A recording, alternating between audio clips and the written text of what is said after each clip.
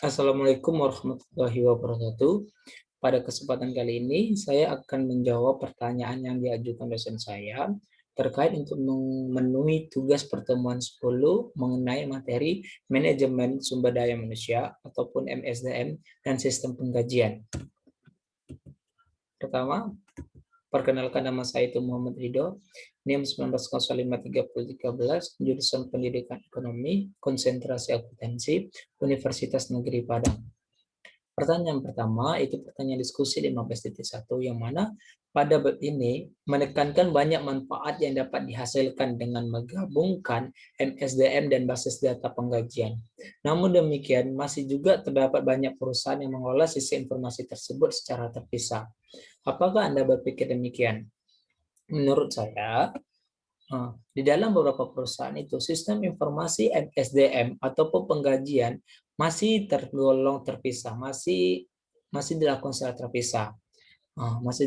Masih dilakukan secara terpisah dan sangat berhubungan. Yang mana sistem MSDM itu berguna untuk mencatat dan mengelola data mengenai aktivitas perekrutan, pelatihan, penugasan, pengevaluasian, dan pemberhentian karyawan ataupun pegawai. Sedangkan sistem penggajian itu lebih mengarah kepada mencatat dan mengelola data yang digunakan untuk membayar para pegawai atas jasa yang telah mereka lakukan atau mereka keluarkan. Sistem MSDM atau penggajian itu harus didesain untuk mematuhi banyaknya regulasi pemerintah, baik itu dari pajak ataupun dari praktik ketenaga kerjaan. Selain itu, pengendalian yang memadai juga harus tersedia. Yang pertama itu untuk mencegah apa? Untuk mencegah kelebihan dalam pembayaran pegawai karena data, waktu, dan kehadiran yang tidak valid atau yang tidak akurat atau bisa saja dilebihkan. Yang kedua apa? Membayar cek gaji ke pegawai fiktif.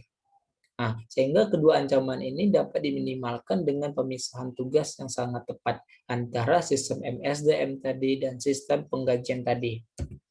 Lanjut, tetapi banyak alasan ataupun terdapat alasan-alasan mengapa sistem MSDM dan personalia ataupun penggajian ini harus digabungkan. Antara lain yang pertama, integrasi atau penggabungan akan meningkatkan pengambilan keputusan dengan menyediakan akses ke lebih banyak data yang dibutuhkan untuk mengawasi pengembangan karyawan. Yang kedua, hal ini dapat memfasilitasi perolehan dan pemanfaatan data karyawan ketika data itu diperlukan. Jika tidak dimiliki, maka akan diperoleh dari kedua basis data tersebut. Yang ketiga apa? Yang ketiga, ketika sistem MSDM dan personalia itu digabungkan, berarti apa? Dapat juga memfasilitasi proses pembayaran data karyawan, karena proses pembayaran tunggal tadi akan menggantikan dua proses pembayaran yang terpisah. Yang keempat, hal ini dapat meminimalisasi atau mengurangi biaya penyimpanan data identik dalam dua basis data yang berbeda. Yang kelima, atau yang terakhir, hal ini dapat meminimalisasi atau mengurangi kebingungan yang mungkin sebaliknya muncul ketika dua basis data yang berbeda menggunakan pengertian data juga yang berbeda, ataupun melaporkan nilai yang berbeda untuk data barang yang sama.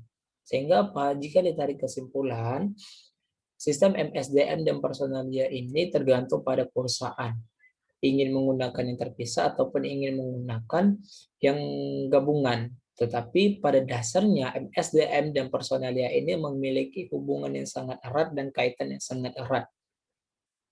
MSDM berguna sebagai untuk perekrutan, untuk menerima karyawan, sedangkan penggajian adalah apa? Untuk membayarkan gaji karyawan atas jasa yang telah dikeluarkan. Lanjut. Pertanyaan diskusi 15.2. Beberapa akuntan telah mendukung bahwa manusia perusahaan itu diukur dan disertakan dalam laporan keuangan. Misalnya, biaya untuk mempekerjakan dan melatih seorang pegawai akan dicatat sebagai aset yang diamortisasi selama estimasi masa manfaat pegawai tersebut. Apakah Anda setuju atau tidak setuju? Mengapa demikian? Dari pernyataan tersebut, saya sangat setuju. Kenapa?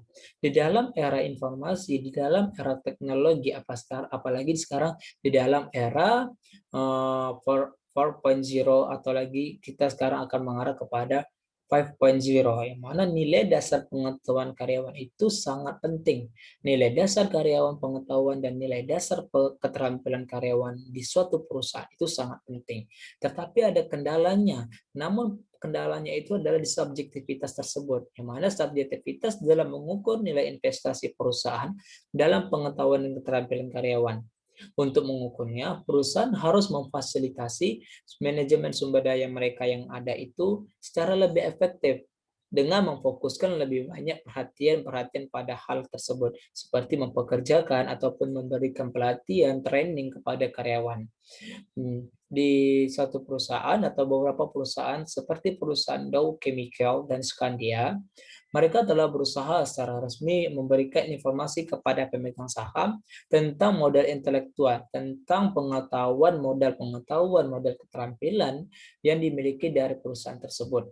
Tetapi upaya tersebut belum menjadi modal utama karena subjektivitas yang sangat melekat. Untuk menggunakan pengetahuan dan kemampuan para pegawai secara lebih efektif, banyak organisasi yang berinvestasi pada sistem manajemen pengetahuan. Sistem manajemen pengetahuan tadi adalah sebuah perangkat lunak yang menyimpan dan mengelola keahlian yang dimiliki oleh pegawai individu sehingga pengetahuan tersebut dapat dibagikan dan digunakan oleh orang lain. Misalnya nih, di dalam suatu kantor konsultan profesional sering menyediakan jasa yang serupa ke banyak klien. Misalnya klien A ini, klien B ini. Caranya sama. Perangkat lunak manajemen pengetahuan kemungkinan para konsultan untuk menyimpan solusi-solusi mereka terhadap masalah tertentu dalam sebuah database yang dibagikan. Manfaatnya apa? Penggunaan ulang atas pengetahuan yang tadi menghemat waktu. Menghemat waktu pada kesempatan di masa yang akan datang untuk mengakses terhadap database yang dibagikan. Juga memungkinkan para pegawai untuk belajar dari kolega-kolega ataupun dari klien-klien yang tersebar secara geografis yang telah memiliki pengalaman sebelumnya dalam mengatasi suatu permasalahan yang ada. Itu ya. Lanjut. Pertanyaan selanjutnya. Pertanyaan diskusi 15.4, yang mana salah satu ancaman yang terkait dengan memiliki karyawan telekomunikasi adalah mereka dapat menggunakan sumber daya yang disediakan perusahaan. Misalnya mereka bebas menggunakan laptop, printer, ataupun alat-alat lainnya untuk kepentingan lainnya. Apa saja ancaman lainnya dalam pengendalian apa yang dapat dilakukan untuk mengurangi risiko ancaman tersebut. Ancaman yang akan muncul terkait pernyataan tersebut, yang pertama apa? Bisa saja karyawan tersebut tidak bekerja atau bekerjanya itu kurang produktif dibandingkan mereka langsung bekerja di kantor atau di tempat kerja mereka. Yang kedua, risiko keamanan. Risiko keamanan ini sangat riskan, sangat berisiko, yang mana seperti atau contohnya, karyawan tidak secara proaktif mempertahankan praktik manajemen antivirus dan patch yang tepat, atau tidak melindungi atau tidak memberikan tameng atau mencadangkan data mereka secara memadai. Yang ketiga, mereka bisa saja menggunakan perangkat keras dalam hal-hal yang tidak pantas. Misalnya mereka mengakses website yang berhubungan dengan perjudian, yang berhubungan dengan pornografi, ataupun berhubungan dengan yang akan mengganggu dari perangkat keras perusahaan tadi.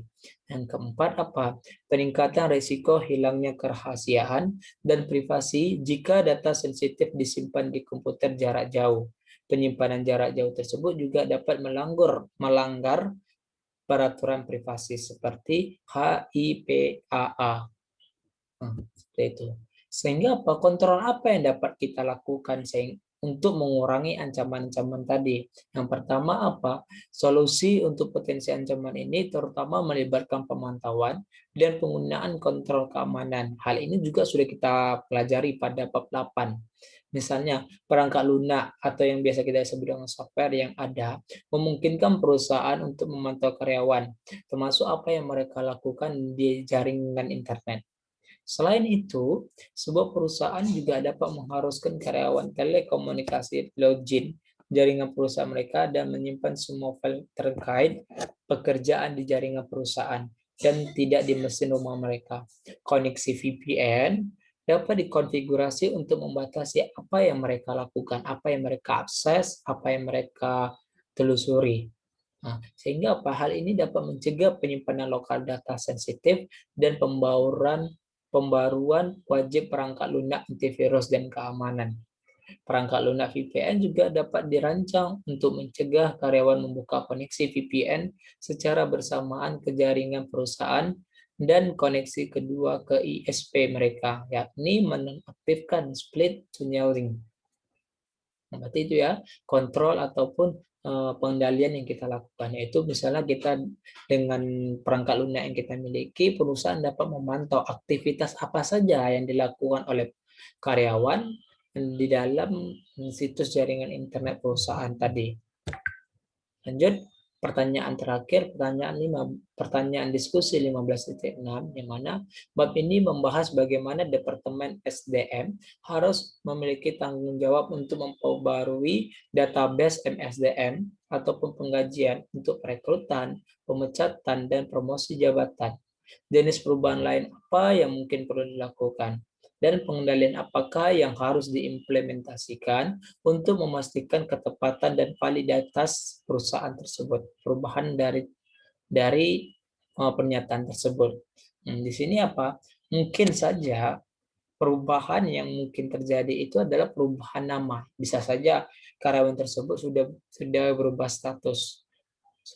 status yang awalnya dari single atau yang belum menikah ke yang sudah menikah, atau mungkin dia menambah keturunan. Itu kan berarti kan terjadi perubahan jumlah tanggungan, pemotongan ekstra sukarela, dan perubahan alamat. Bisa jadi juga dia sudah pindah, sehingga ini kan terjadi perubahan juga. Oh, terjadi perubahan alamat gitu.